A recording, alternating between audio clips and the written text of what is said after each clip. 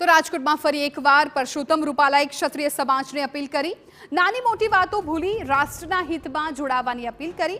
સભામાં પરસોત્તમ રૂપાલાએ જય શિવાજી જય ભવાનીના નારા પણ લગાવ્યા।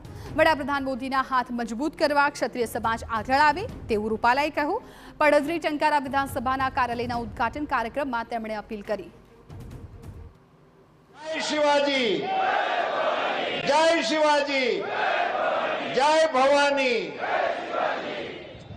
कल्पना तो करो, आजादीना 75 वर्ष पछी आ राष्ट्रनी गरिमाने आ रीते प्रस्थापित करवानुं काम ज्यारे देशना वडाप्रधान करी रह्या होय त्यारे मारे आप सौनी वच्चे आजे अमारा राज्यसभाना सांसद अने वांकानेर स्टेट केसरी देवसिंहजीए आपने घणी बधी विगतोनी साथे अपील करी।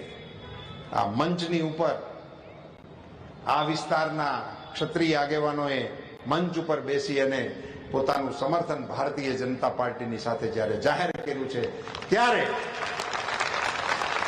हूँ क्षत्रिय समाजने विनम्र अपील करवाना मतनो छुं के देशनी अंदर आ प्रकारनुं शासन ज्यारे नरेन्द्रभाईना राजमां चालतुं होय त्यारे नानी मोटी वातने दरगुजर करीने मैं अगाऊ पण समाजनी वच्चे जईने जे विषयो मूकेला छे आप बधा जाणो छो।